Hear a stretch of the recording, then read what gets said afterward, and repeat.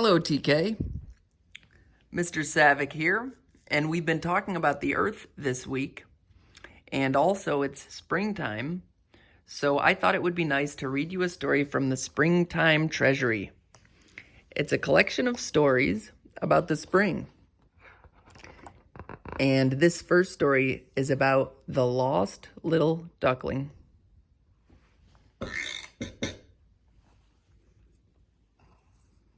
One sunny morning, Mother Duck led her 4 little ducklings down to the old pond. "Stay close, little ones," she told them, but one little duckling didn't listen.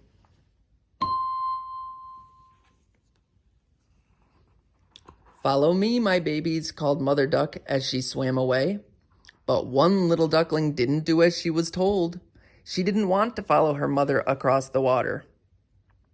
She wanted to dart after the dragonflies, watch the frogs hopping on the lily pads, and chase the glistening fish. So that's just what little duckling did. She splashed in the water and frightened the fish. She snapped her little beak at the dragonflies, and she quacked in amazement when the kingfisher flew by like a little piece of the summer sky.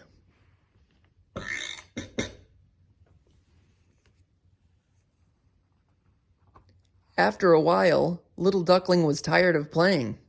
She scrambled up onto the riverbank and fluffed out her feathers to dry. Around her, the wind whispered in the grass. The leaves rustled, and overhead the sky grew dark.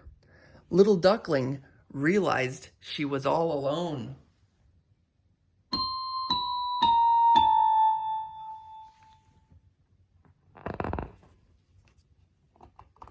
Little duckling looked out across the pond. Mother Duck was nowhere to be seen. Suddenly, little duckling wanted to see her mother very much indeed. Just then, Hedgehog came shuffling through the leaves. "Have you seen my mommy?"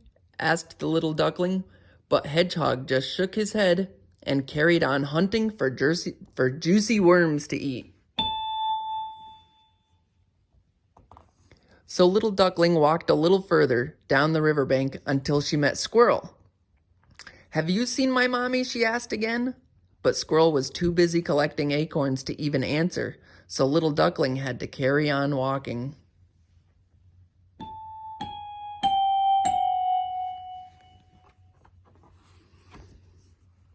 She hadn't gone very far before she met Rabbit.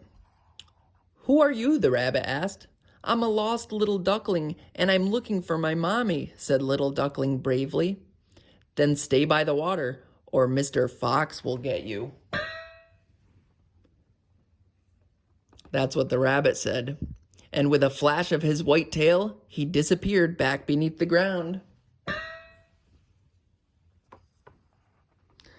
Little duckling wasn't feeling very brave at all now.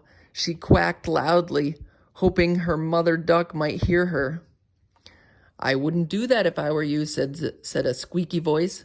"Mr. Fox might hear you." It was a mouse. Oh dear, cheeped little duckling. "Please help me find my mommy." But the mouse had gone scurrying away through the grass.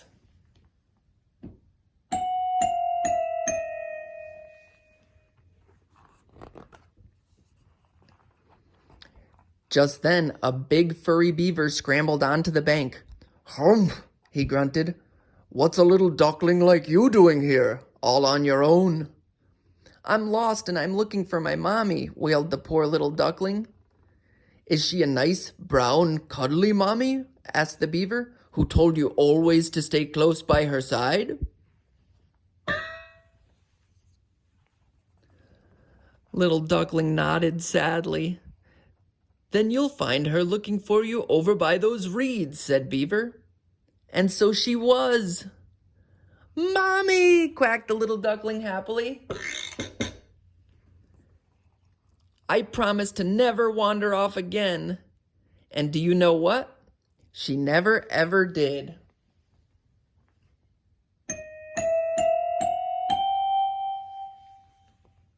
And that's the end of our story.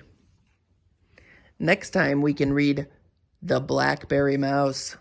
I wonder what he's up to.